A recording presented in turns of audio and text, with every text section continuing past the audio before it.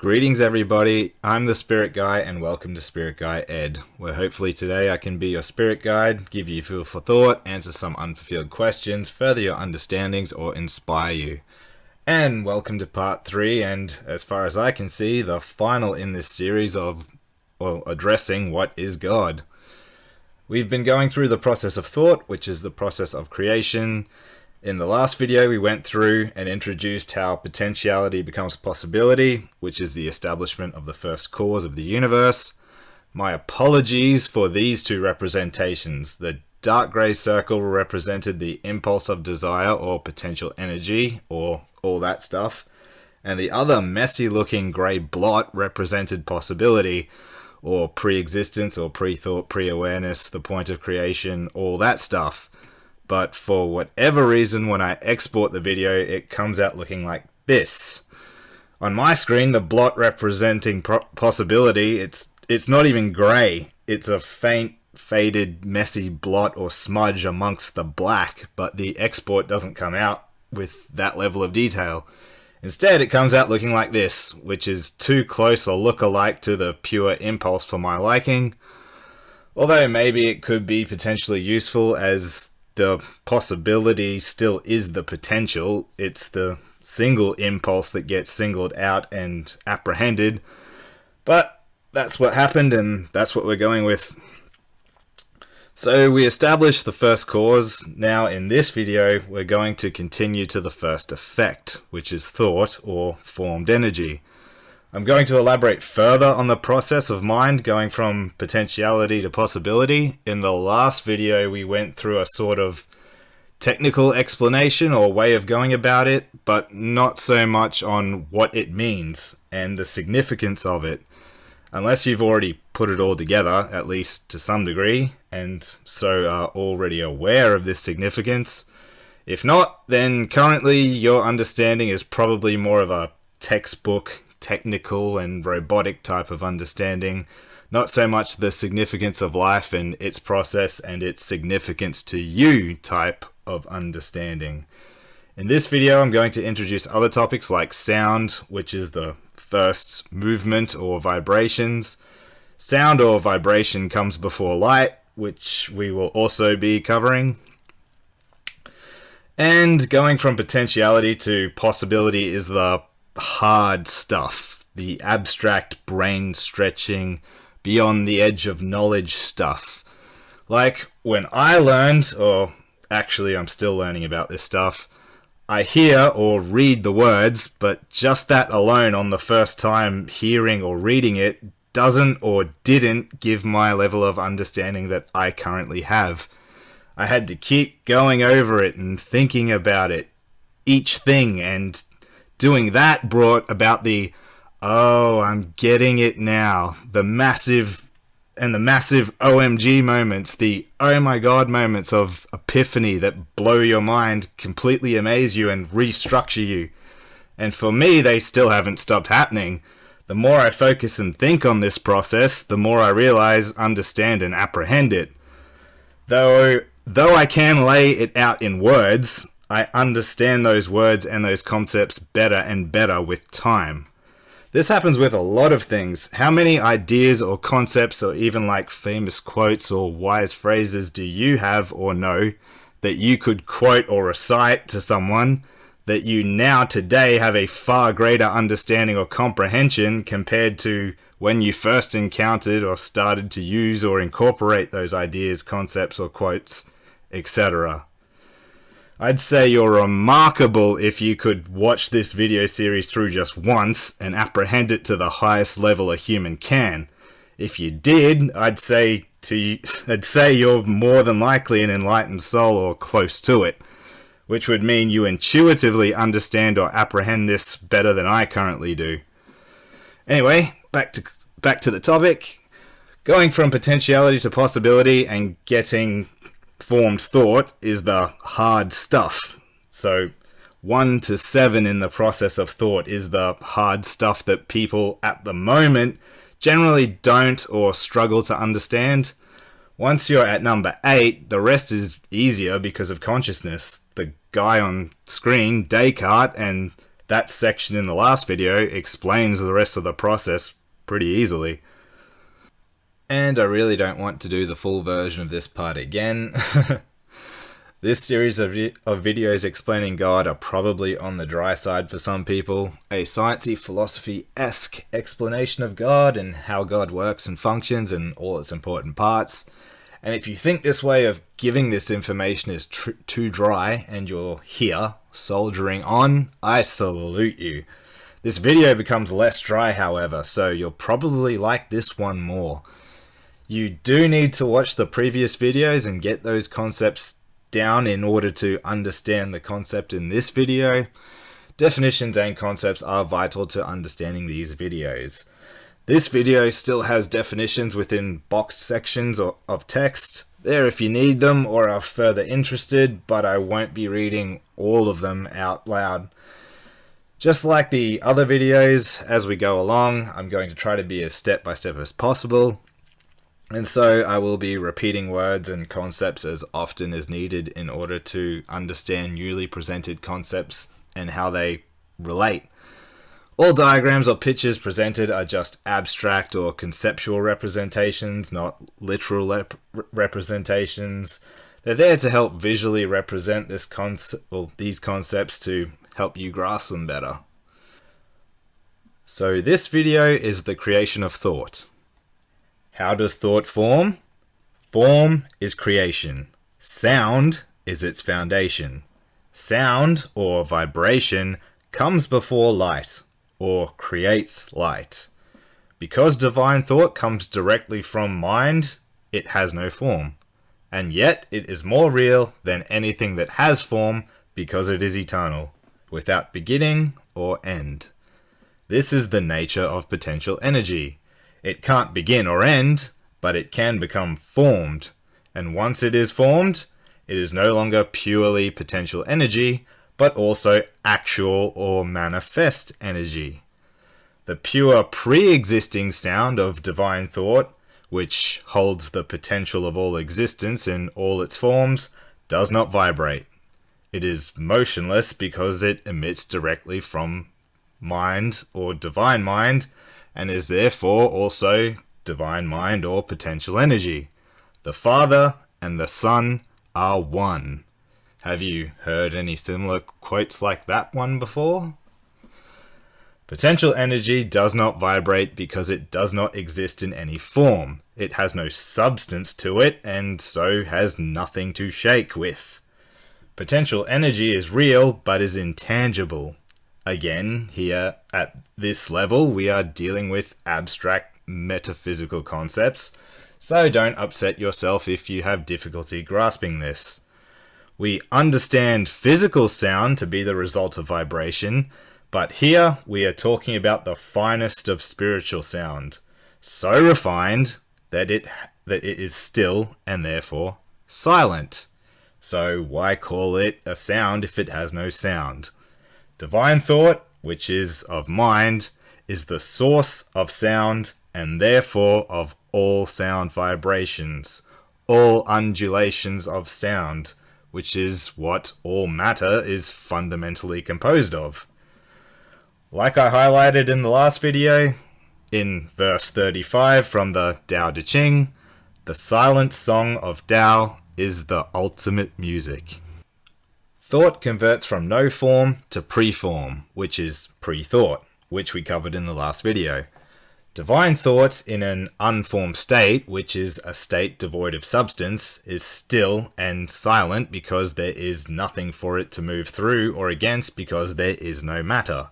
Divine pre-thought is mind or potential energy in concentration, ready to move into or convert into a state of pre-existence. Concentrate means to bring together to one point. Focus. Divine pre-thought is concentrated potential energy, potential with a purpose, and that purpose is to create, to manifest the power of mind. Potential energy is in a state of chaos until it is concentrated, which means harnessed and organized through the desire to be expressed and thus made tangible. Chaos in this context refers to the formless state of uncreated energy. Universal mind is silent with the non-movement of non-existence, which is devoid of matter. When mind wills, it converts from pure non-existence to a state of pre-existence. Will is the stirring of mind, and this stirring, or arousal, is the act that causes all action. Will is pure mind force. Force is the power to act, and the first act is to change and create a precondition called pre-thought. Change is therefore the fundamental nature of all existence. Pre-thought is random creative impulses of mind's desire or will to become activated and thus express its potential to perform. The silent pre-manifest sound of divine pre-thought is full of the potential to move potential energy from non-existence into existence, from non-being into being, transform inert potential energy into activity. In a state of silentness or motionlessness, divine pre-thought is also impotent, and it cannot be expressed or made potent without motion or activity.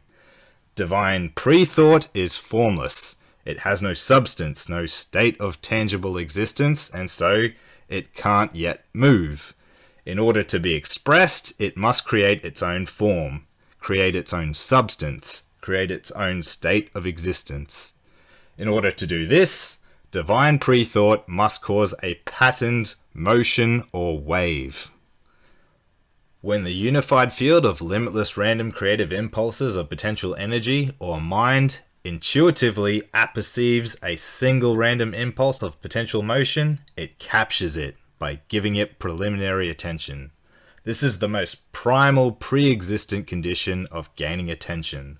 The first act that mind performs is to intuitively attend and thus capture a random piece of unformed creative impulse of potential motion. This is the rudimentary origin of focus, which subsequently produces attention.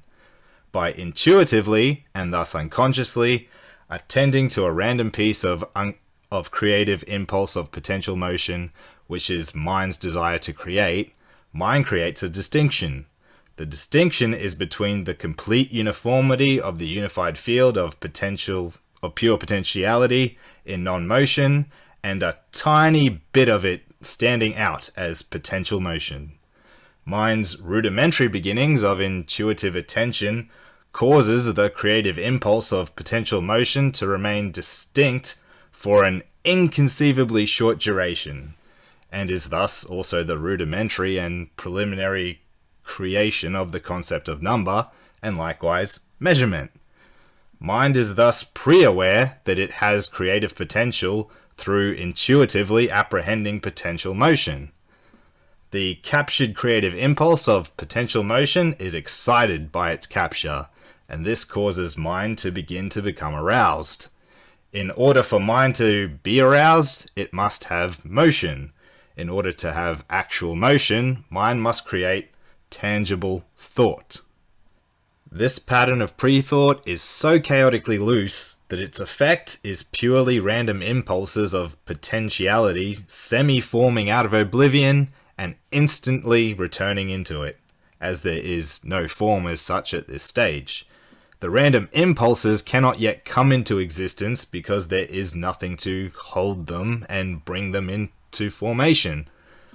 Pre-thought is random impulses of pure potentialities or minds, desire or will to be activated and thus express its potential to form energy.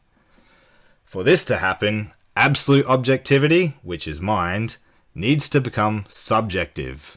Mind or pure potentiality needs to develop a point of view, a point through which to have perspective and thus to become apparent. Existence depends on conditioning. Existence is a condition. The actual forming of thought is mind's first condition.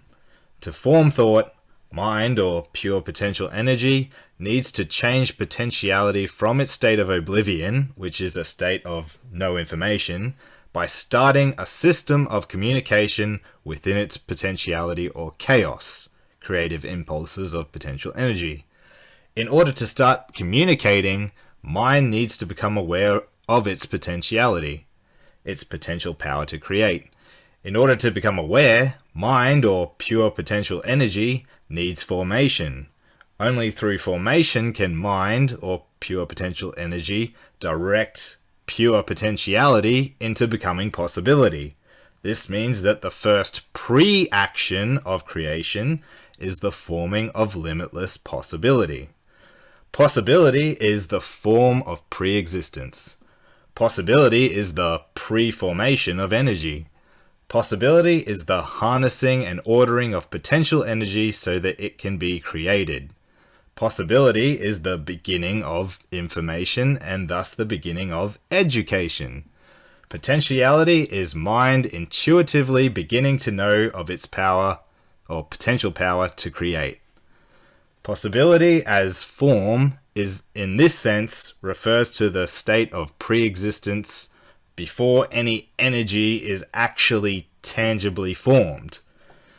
The form of possibility therefore means, and I don't want to read each one of these out, you can pause the video here and read those.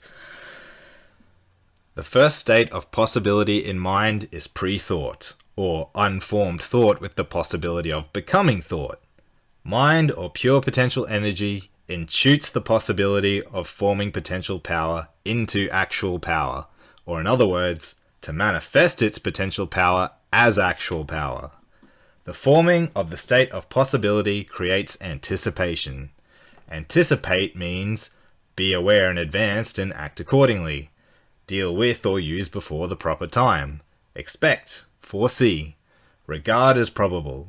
Anticipation means the act or process of anticipating, or in music, the introduction beforehand of a part of a chord which is about to follow. Anticipation allows mind or potential energy to suppose.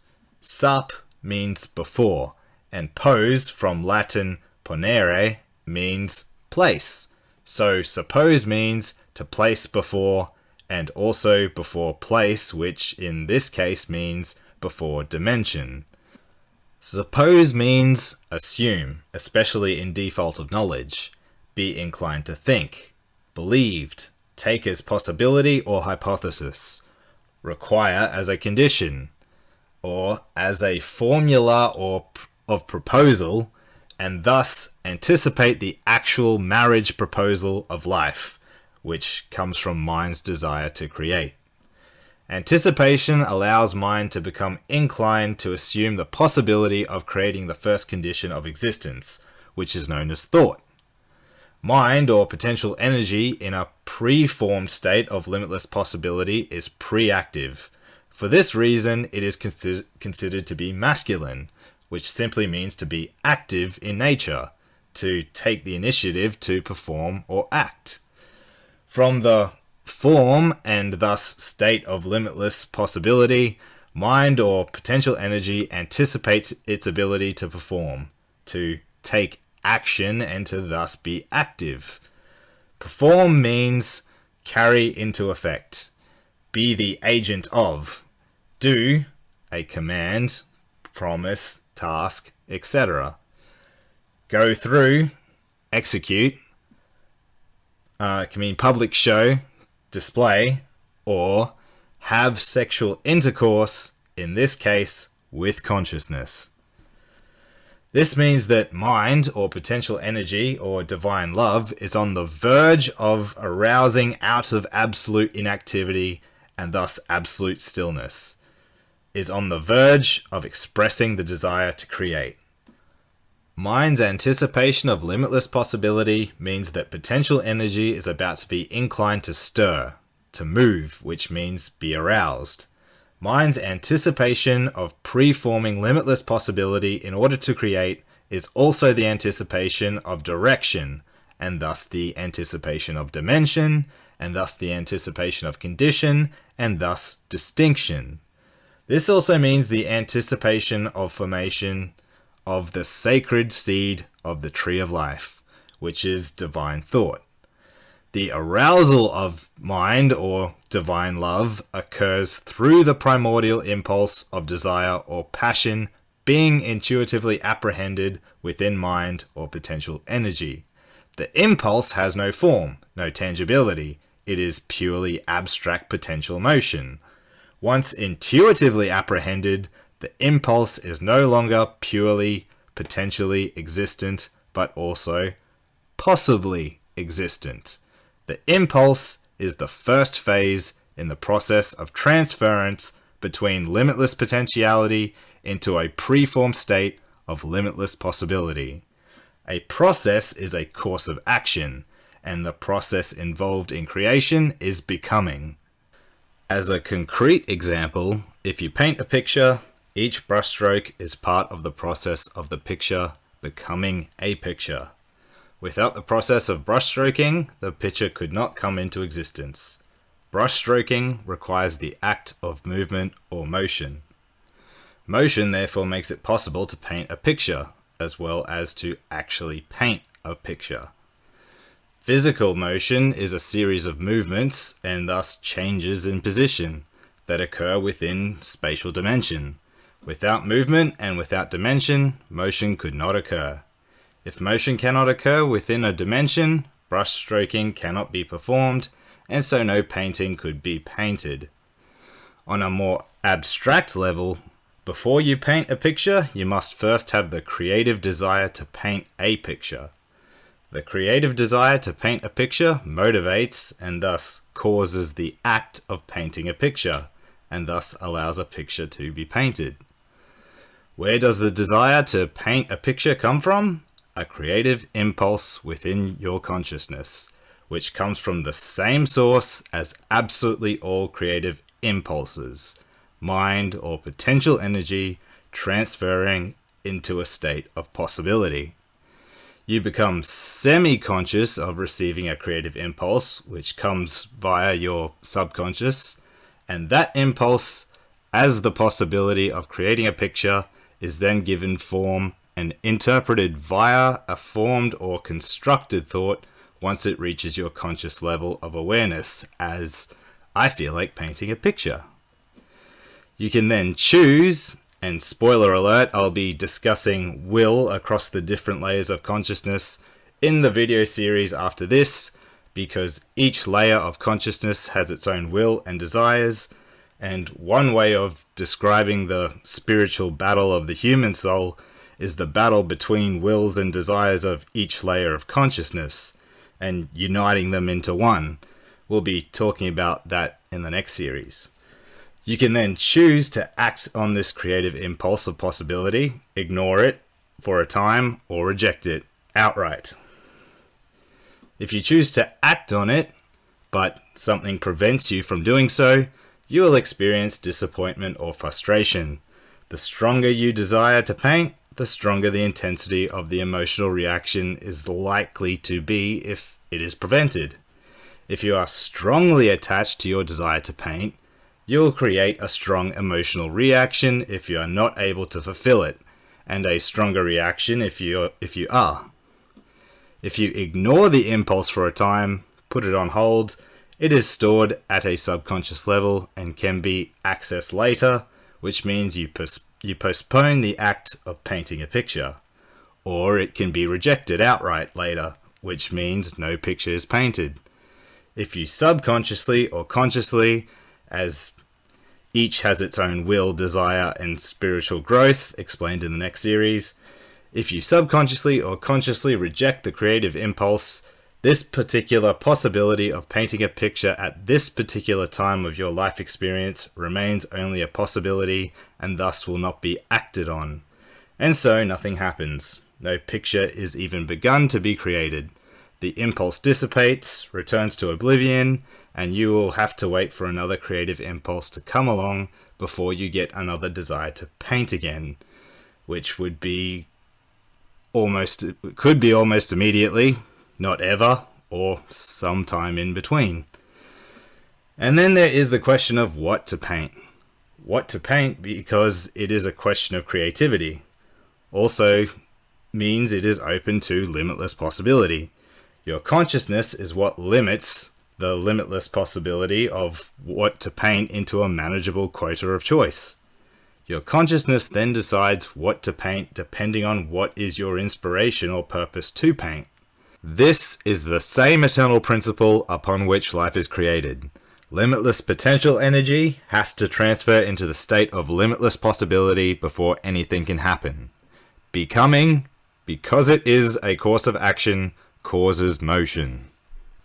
Mind's primordial pre-motion is the desire or passion or passionate desire to create. Passion comes from Latin pati, which means suffer. Passion means strong, barely controllable emotion, intense sexual love, strong enthusiasm, an object arousing this. Creative impulse is spiritual passion caused by the desire to create. Mind has to suffer change in order to create. Mind has to suffer the activity that comes from the desire to be. The creative desire to be is mind's primordial sexual impulse. Without it, life cannot be, and so nothing can exist without it. All energy is God. Passion, as the motion of creative impulse, causes heat to form through its process of transference from limitless potential energy into limitless possibility. The heat is caused by the friction that is created when unformed potential energy converts into preformed possible energy, when non-existence converts into pre-existence. The friction is a result of unformed potentiality becoming preformed possibility. The motion of transference causes friction. The friction causes heat. The heat then becomes a secondary source of motion, which then results in animation. The heat of passion is the fuel by which life is created. The heat of divine passion is aroused by mind's, or divine love's, creative impulse to create, to be. The heat of mind's, or divine love's passion, once it becomes formed energy, and thus actual energy, then becomes the sacred fire of existence, which in turn lets out its heat as spiritual light. Divine passion is the divine sexual energy at the source of creation. Divine passion is mind arousing. Arouse means induce, call into existence, awake from sleep, stir into activity, stimulate sexually. Divine passion is mind spiritually awakening, becoming aware of its desire to be and thus its need to become sexually active. Mind, as divine love, becomes aroused via the passionate desire or impulse to create, and thus passion causes the sacred fire of creation to burn. This is why the Buddha said, "All is burning." Mind's desire to create, to perform, to be active, to be aroused, potential energy wants to be awakened or aroused into existence, wants to come alive, to manifest, to demonstrate its power, and thus no longer be impotent, but potent. However, it is only a formed impulse to create that makes it possible for mind to apprehend that it is possible to create form. Non-being, potential energy, mind, divine love, through the masculine nature of desire to be all-being, through acting on the arousal of the eternal desire to create, becomes the so-called father of creation, and is thus the father, the masculine aspect of the eternal principle. Mind is on the verge of cause. After intuitively apprehending potential motion, mind unconsciously reacts with anticipation to the possibility of motion. Anticipation of motion is mind's first unconscious emotional reaction. The possibility to express power is the first objective pre-action in mind's process of creating. Anticipation of the possibility to express power is the first emotional reaction in mind's process of creating. Anticipation of possibility is thus also the fundamental pre-formation of not only thought, but emotion. Emotion is reaction to thought, which then influences further thought, and further emotional reaction, which is ongoing. The first thought and emotion to pre-form together and to then actually form is hope. All of existence thus depends on divine hope, the mind of God anticipating creation through the transference of potential energy into limitless possibility and then into created form. This is done through the aspect of God called divine thought. Divine hope is primary divine thought, and primary divine thought is the cosmic Christ, or universal Christ. In Christianity, the story of Jesus represents this. In Hinduism, it's Krishna, or in ancient Egyptian, it's Horus, and it's his father Osiris who's crucified in heaven. Each religion has its own word, name, symbol, story, or character that represents this. I don't want to go into the details of this now. This will be done in another video eventually. You can look this up if you can't wait. Hope is the power of mind or divine love that enables the transformation of energy. The conversion of pure potentiality into possibility is the primal suffering and the originating sacrifice of mind or pure potential energy. The passion of the cosmic Christ, or the suffering of the cosmic Christ, is to fulfill the will of mind, divine love, God, by transforming potential energy into actual energy, and thus make mind, divine love, potential energy manifest. This subject will be covered in detail in other videos. The eternal principle as uncreated potential energy has the ability to self-create through creative intelligence. Creative intelligence is the initiating conception of life as created energy. Creative intelligence is the fundamental pre-existing aspect of consciousness. Create means bring into existence, cause, make, originate, and creative means inventive and imaginative, creating or able to create. Mind, or divine love as pure potential energy, has the ability to create, and it does so through the ability to conceive an idea. Conceive means cause to come into being, form in the mind, imagine. Formulate, express, a belief, a plan, etc.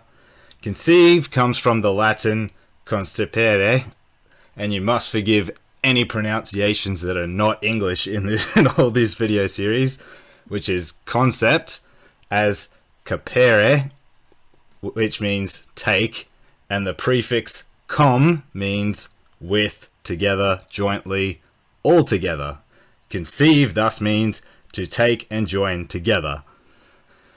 The creative intelligence of mind or divine love takes and joins together uncreated potential energy, which means it takes the random chaotic impulses of potential motion and puts them together and thus gives them order. Creative intelligence causes potential energy to come under control. When potential energy comes under control, it has the potential to conceive abstract thought, conceive an abstract idea.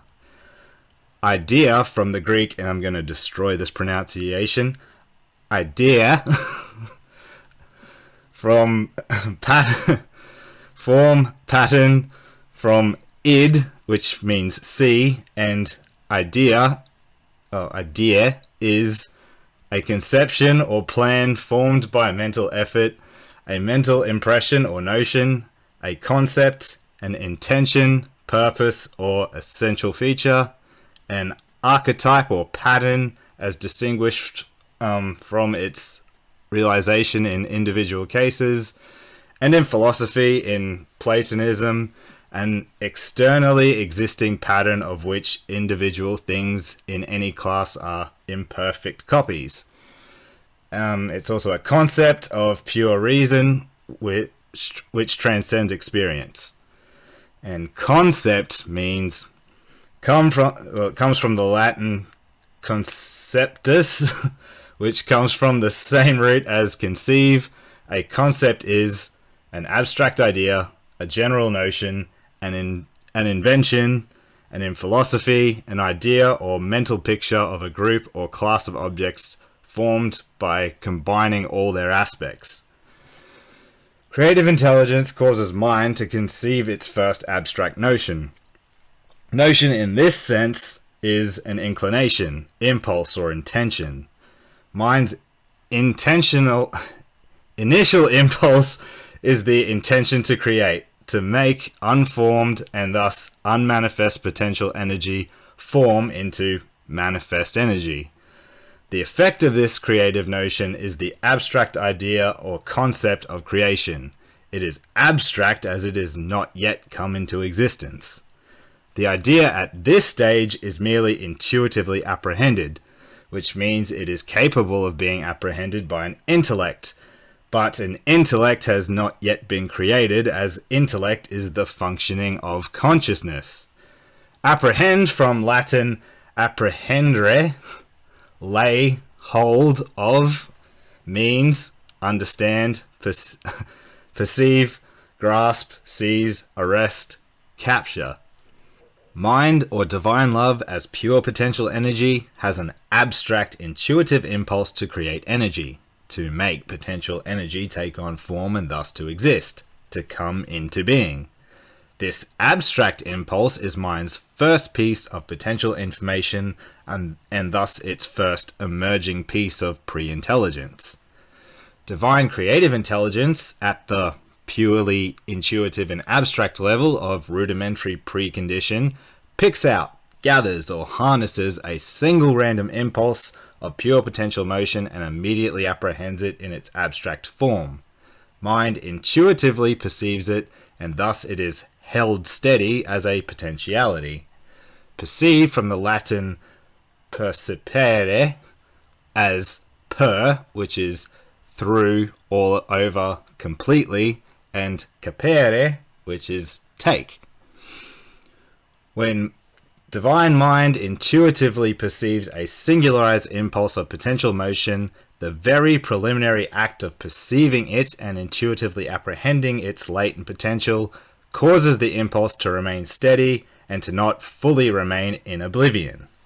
Mind, perceiving the impulse of potentiality as potential motion, draws out potential motion slightly from the unified field of limitless impulses and sets it on its course of transference from a potentiality of motion into a possibility of motion. By perceiving the impulse as potential motion, mind intuitively apprehends, it intuitively understands that it is possible to cause motion. Likewise, by intuitively perceiving the impulse of potential motion, mind begins to have the vaguest rudimentary notion that it might be possible to express its power.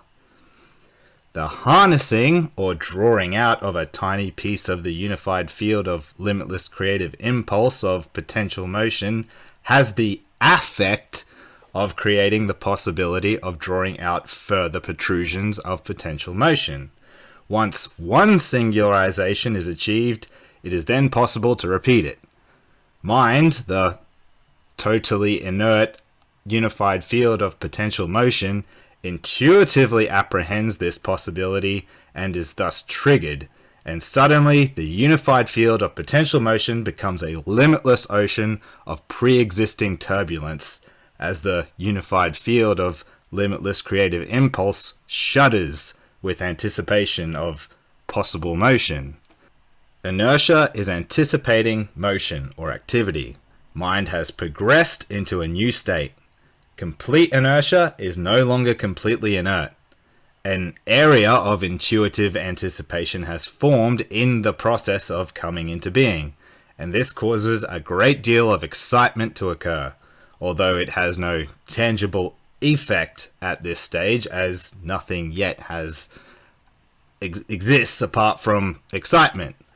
Excitement breaks the uniformity of complete inertia, non-motion, just enough to allow it to intuitively, and thus unconsciously, anticipate the possibility of motion and thus become awash with the anticipation of creative desire. The harnessing of a singularized creative impulse of potential motion is the rudimentary stage of forming a pattern, a cohesive and cooperative unit. At this stage, the pattern is simply that there is one random protrusion of creative impulse that is intuitively, but not consciously aware that there is the possibility of others. This preliminary awareness of possibility allows the singularized random protrusion to affect the unified field and cause a whole-scale shudder of anticipation to go through it. This causes the unified field to break into a limitless field of singularized protrusions of potential motion. This is the chaotic pattern of pre-thought. At this stage in the process, the pattern is so chaotically loose that its effect is purely random protrusions of potential motion, rising out of oblivion and instantaneously reabsorbed, as there is no formation as such at this stage. The random protrusions cannot yet come into existence because there is nothing to hold them and bring them into formation. For this to happen, mind needs to become subjective. Mind needs to develop a point of view, a point through which to have perspective so that it can become apparent. In order to be creatively intelligent, potential power or energy or mind needs to create an initial form in which to express its power, and that form is known as divine thought. Divine thought then creates or forms universal or cosmic consciousness, and in so doing, the eternal principle, pure mind, converts into two aspects: the masculine aspect of mind as the activating force of potential energy, and the feminine aspect of consciousness as the receptive force of potential energy, and thus the eternal supreme principle becomes the divine masculine feminine principle. The eternal supreme principle is the oneness of all being, the singularity which creates all energy and thus all existence. Pure potential power or energy is mind, chaos, or oblivion, energy without form, without knowledge. Potential energy that is harnessed and formed is consciousness, or order, or existence. Energy with form, or with knowledge. Through the formation of consciousness, mind can know its power and move from impotence to potency. Through the information of consciousness, mind can come into being and thus express its potency through creation. Together as one, mind and consciousness create existence. Everything that exists through the creative power of God, which is the union of potential energies, or minds, self-created divine masculine feminine principle. The union of divine mind with divine consciousness is the source of all energy, and because these aspects are in union and are one, all energy is spiritual, and all energy is sexual, and ultimately, all energy is one. The intimate union of mind and consciousness is the ultimate marriage, and is likewise the ultimate state of existence within the human soul, within you. This will be explained in another video. God is the eternal supreme principle who is the single source of all existence. A principle is a fundamental truth or law as the basis of reasoning or action. God is impersonal as the source of existence and personal as being existence. As the source of all existence, God is the source of all energy. The source of all energy is potential energy, or what is termed mind. God is mind, universal mind. Mind is uncreated, which means potential energy is without form. Unformed potential energy is pure potentiality, which means that it is capable of becoming literally everything and anything. The eternal supreme principle has, by nature, two aspects: mind and consciousness. Mind is without form, without substance, as it is pure potential energy. Potential energy is energy that has not yet been brought into a state of limitation which we call existence. It is uncreated energy or energy that has not been formed or made manifest. Mind has no boundaries as it is limitless potential energy. Potential means capable of coming into being or action and comes from the Latin potentia, which means power. The word potent comes from Latin potens, from how did you pronounce it again? Posse or something like that, which means be able. Mind therefore has the limitless ability to bring into being or action through the expression of power. The power to create form and the power to come into being comes from potential energy, which is mind. Everything that exists in physical and unphysical dimensions are created or formed through potential energy. Divine consciousness is the first energy field of creation. Universal mind is the source of all consciousness, for consciousness is formed through potential energy or mind. Consciousness is potential energy converted into actual energy or energy that is formed and thus has substance. Consciousness is the fabric of mind that gives mind, or potential energy, boundaries in which to manifest or express its power, a stage on which to perform in order to express its potential.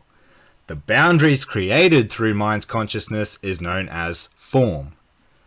Consciousness is the form of thought vessel through which the power of mind flows so that mind can make itself visible, tangible, apprehensible, manifest. Mind or potential energy makes itself tangible by manifesting itself as actual energy, which is energy that has form, and it is the form that expresses the essential nature of its source. Universal consciousness is the one form which contains all form. Universal consciousness is the essential nature of life. Universal consciousness is potential energy expressed as tangible energy or energy that is created. Universal consciousness is the totality of life, which is absolutely every form of energy in existence. Universal or divine mind and consciousness is broadly known as God. Divine mind and consciousness are two aspects of the one supreme principle. Mind is potential energy that is uncreated or unformed, whilst consciousness is all energy that is created or is formed through the power of mind. The Muslim word for God is Allah, which means the God, as singular, but the word itself is formed from the combined roots of al and la, which together means the oneness of being and nothingness, or all being and nothingness. Consciousness is the feminine oneness of being, or all being, and mind is the masculine nothingness, or non-being, or in other words, existence and non-existence. Consciousness, the divine feminine, is energy with form. Mind, the divine masculine, is energy without form or potential energy. In the word Allah, the feminine principle is conjoined with the masculine principle and expressed as the singular unity of the one God as being both material and immaterial, eminent and transcendent. The word Allah beautifully portrays the truth that the oneness of being, the feminine principle of creation, comes through nothingness or uncreated, unformed potential energy, the masculine principle. As Rumi said, the one appears to be many to the cross-eyed who can only see things through the spectacles of duality. This concept is likewise portrayed in Genesis, in the story of Adam and Eve. Adam is mind, Eve is consciousness. Consciousness is created through mind, and thus, in the story, Eve is created through Adam. This means that Eve, as life or existence, is created through Adam as mind, the transcendent source of all life that is non-existence. The masculine principle precedes the feminine principle, because potential energy precedes formed energy, but in conjunction as the expression of creative energy, they are one and equal as they are two perfectly balanced aspects of the same supreme principle.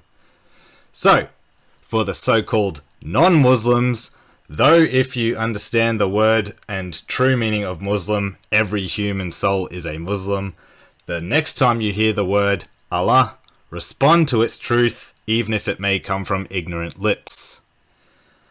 Mind, masculine, is the power to create, whilst consciousness, feminine, is the power of creation.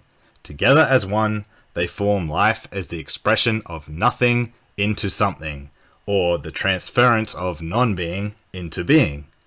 Mind needs to be conscious of itself before it can create, and it does so by forming its own state of consciousness.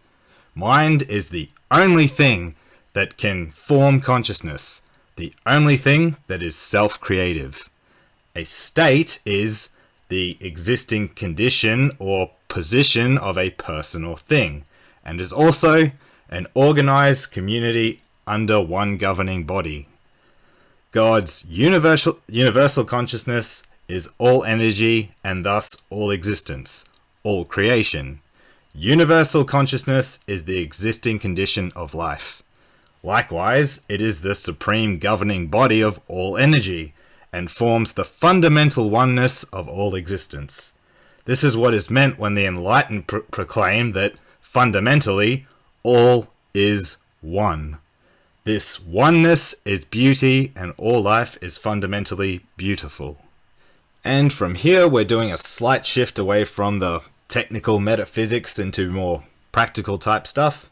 And another quote from Rumi: "There is only one thing in this world which must never be forgotten.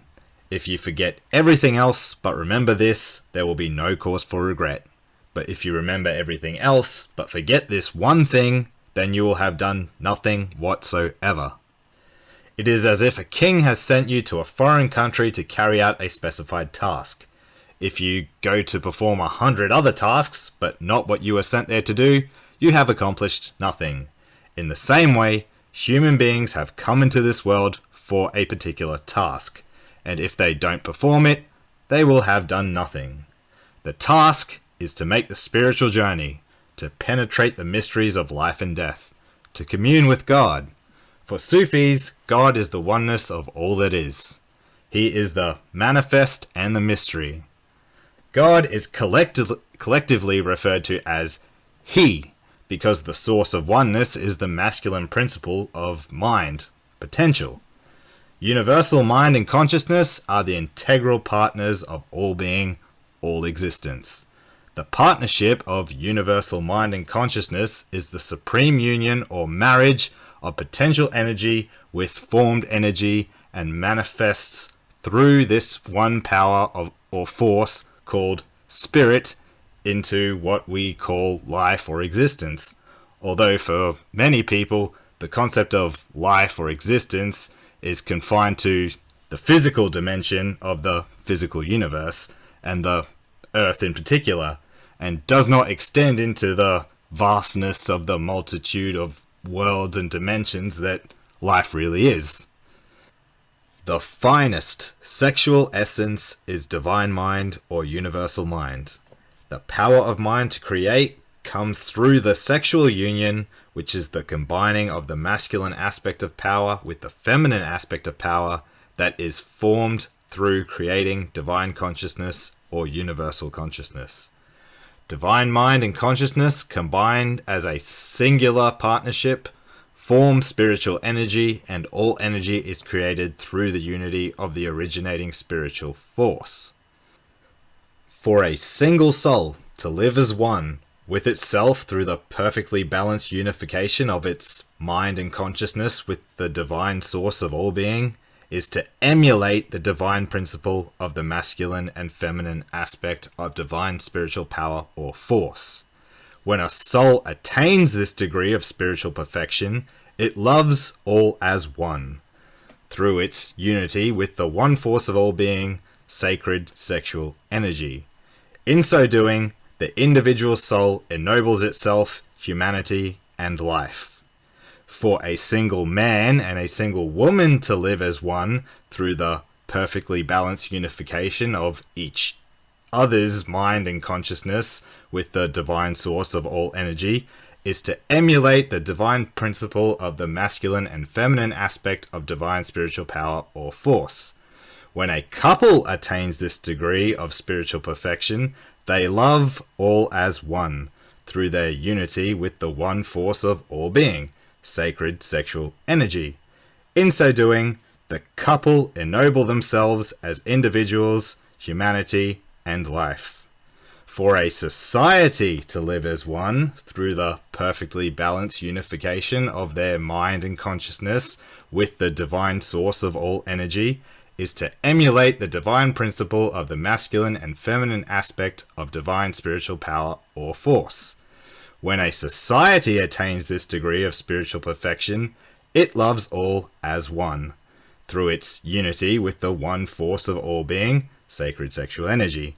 In so doing, the society ennobles itself, the individual, humanity, and life. For humanity to live as one through the perfectly balanced unification of its collective mind and consciousness with the divine source of all energy is to emulate the divine principle of the masculine and feminine aspect of the divine spiritual power or force. When humanity attains this degree of spiritual perfection, all will be loved as one through humanity's unity with the one force of all being, sacred sexual energy. In so doing, humanity ennobles the individual, itself, and life. And it has started raining. This you may or may not understand at this particular point, but if you don't, keep it in mind, because in the next video we're going to be covering quite a bit of this, so just keep it as a reference point. Winter is a time of death. Do you think death is a bad thing? Then you still haven't got it. You've lived countless lives and died countless deaths in an endless process of evolution. Each death has brought you more life. Without death, there is no rebirth. The ultimate death is nothing to do with the body. It is the death of yourself as separate from God. You are standing at the edge of his ocean of love. Plunge below the surface of separation. Dive into the mystical depths. Dissolve yourself into that sea. Like a moth around a candle, be irresistibly drawn to the light until you are engulfed by flames in an inferno of communion. The lover chooses the fire because he knows the secret. The honey is worth the sting. Without death, life is meaningless. It would be a harvest left to rot. For the soul to reattain, which will make more sense in the next video series, a sacred degree in its sexual energy is extremely difficult, but not impossible. The soul must learn to balance the imbalances within itself between the masculine and feminine aspects of energy until they are at equilibrium. The soul then becomes what the Taoists call a Zenren, a spontaneous sage, an enlightened being, or a genuine person who lives through intuitive wisdom rather than just academic learning, who acts spontaneously through the Tao without the desire to control outcomes. The core message of every major religion is exactly the same, if you understand it and can separate it from the spiritual ignorance of the misinformed and misguided. The word religion comes from religere, to collect, and religare, to bind together. There is only one true religion, which is complete union with the unity of the one force of all being, the Spirit of God, the Father, Mother of life. All of the various major religions are an attempt to grasp and express the unity of the one Spirit through different cultural perspectives to make it more recognizable for the spiritual travelers within these cultures. We learn best through what we can relate to most. All of the major religions have broken into multiple sub-branches due to people's inability to identify, understand, and remain loyal to truth. Disagreements over opinions and practices most of which were or are based in ignorance of a wider understanding of life, have caused further separation, further disunity, and this in itself reflects the disunity in the human soul and thus in the soul of humanity. However, it is now time for every major religion to begin to fully understand and to realize that they are essentially all speaking the same language of spirit, even though it is expressed in different words, and that they all need to let go of the misunderstandings caused by the ignorance contained in their teachings and doctrines and simply follow the truth contained within all of them, the timeless way of truth and love, the way of the fully human being. Religions themselves have to learn to let go of their ignorance and become one with the oneness of all being, God, and thus likewise become fully human and act through divine love and not ego love. In truth, essentially every human soul is a Jew, a Christian, a Muslim, a Hindu, a Buddhist, a Taoist, a Confucian, a Sikh, and so on. They are just cultural names, which in reality mean the same thing: seekers of truth. None is superior to any other, as they all come from knowledge of God. Certain individuals have superior knowledge, and these individuals can be associated within any one of these religions or be outside of them, because they view all as one and therefore choose not to exclusively associate with any. God is all of these: the fundamental truth, the law of love, karma, or cause and effect, which allows life to manifest through the act of intentional purpose to create so that God may know God. The law of love, karma, cause and effect, Torah, is the established moral code of God's conduct, God's mode of operation. All general laws in physics are based in the supreme principle of God's mind and consciousness, for nothing exists without it. All of nature, in all its multiple facets, is God knowing God. The universe in the physical and spiritual planes of existence is the body and soul of God. The fundamental source of all existence, the primary element, is the mind of God as potential energy. God, as the divine masculine-feminine principle, creates energy. Energy is life. Life is energy. All energy is created and operates through the divine masculine-feminine principle, which is mind with consciousness, and these two aspects are now commonly and rather vaguely referred to as God. Ask any number of individuals what they mean by God, and you will get any number of responses. Ask those who are truly enlightened, and they will give you the same answer. When the one master meets another, the one meets the one. Woo! And is that enough? Does that explain what God is? Did I miss anything major? Do I need to elaborate more or elaborate further on something in regards to the physics of it? Now is the time to unleash your questions. There is some more things to elaborate further on, like, for example, we kind of touched on divine thought and the sun and the sacred fire and moved into consciousness. I can elaborate further, will do in other videos probably. I might make like additional videos to this series and call them something like What is God Additional or Extras or something like that. But as far as the basics of it goes, I think this has done well enough.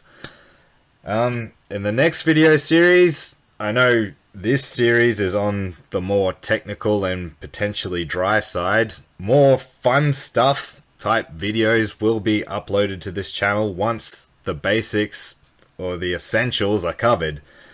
This series explaining God and what it is and how it works and everything about it, and the next series will be about our consciousness, which has 3 layers, and it also explains what we're doing here on Earth, and it also explains us going through this exact same process that I've explained here. And once that one is complete, we can then move on to a range of other topics, direct life related stuff, and even just fun information or knowledge. The sort that's not even really the most important, but it's cool. So we can touch on a number of topics, but you need to understand the definition of God and what it is, at least in this sort of sense, as well as the 3 layers of our consciousness in order to make sense of the rest. So I'm not having to teach this as I try to go through, lighter and more funner topics or direct life stuff. And like most video endings nowadays, please give this video a like, subscribe to the channel, and hit the notification bell, because I'm not able to upload these videos on regular basis or regular intervals. These take considerable time to prepare, and this is not my occupation, so I can't solely commit to making these videos. I can only commit to them in my spare time. And also share, and do the share part, because this is the completion of the first video series. And I don't just mean on your social media. Send a link to other people or channels that might have interest in this. I'm particularly open to constructive criticism and opposing views, and having discussions about them. And also share amongst conversations with your friends, your families, and your associated place of worship. Go out there and discuss ideas and listen to different opinions and figure out for yourself what God is and what you believe. And so, until the next video, or should need for me arise and call to me again, farewell friends.